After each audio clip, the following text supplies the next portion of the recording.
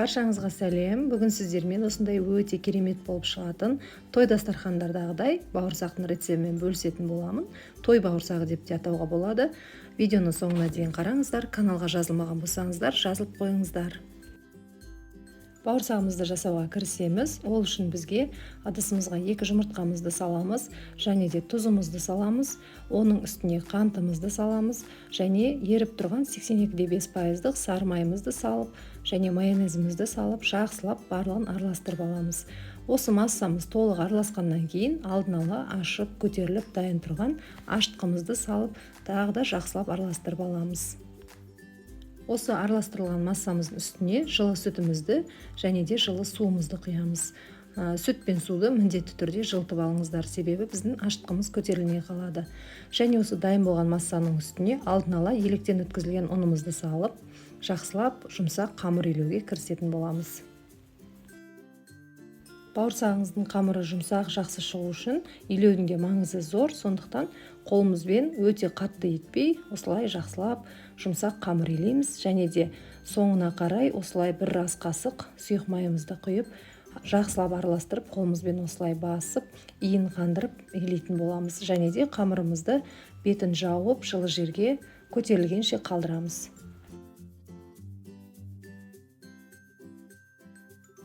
Біздің бауырсағымыздың қамыры жақсылап көтерілді осылай, және де осы қамырымызды алып, өзімізге жайғанға ыңғайлы болу үшін мен 2 күлше етіп жасап алдым.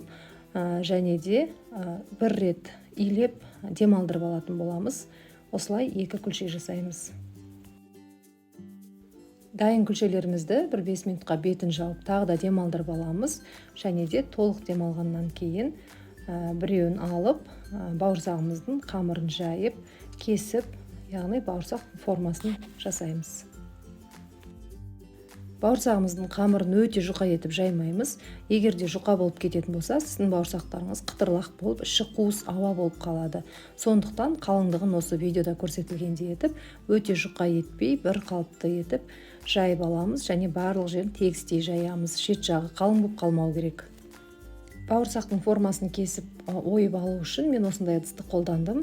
Дөңгелек жасағыңыз келмесе, пышақпен кәдімгідей кесіп 4 бұрыштап форма берсеңіз де болады.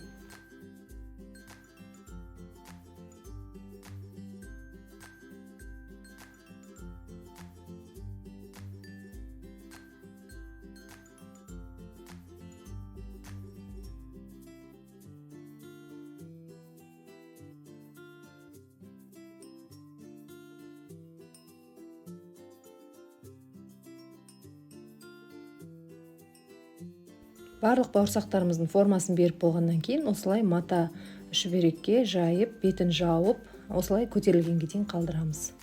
Келесі кезекте табамызды қыздырып, майымызды құямыз, және де майымыз өте қатты қызбау керек, себебі бауырсақты салсаңыз сырты күйіп, ортасы шикі болып қалуы мүмкін. Сондықтан орташа отқа қойып, осылай аударып отырып, әдемі түске енгенше, яғни алтын түстес болғанға дейін, қызыл болғанға дейін аударып отырып пісіріп аламыз. Біздің бауырсақтарымыз осылай әдемі көтерілді, және де түстері де әдемі болып шықты. Піскен бауырсақтарымызды шетінен қағаз сүлгіге алып, сүзіп, яғни майын сорғытып аламыз. Бізде осындай керемет бауырсақтар дайын болды. Той бауырсақтарымыз толығымен көргеніңіз үшін рахмет. Каналға жазылуды ұмытпаңыздар. Менің алдағы видеоларымды жоғалтпас үшін қоңырау белгісін басыңыз.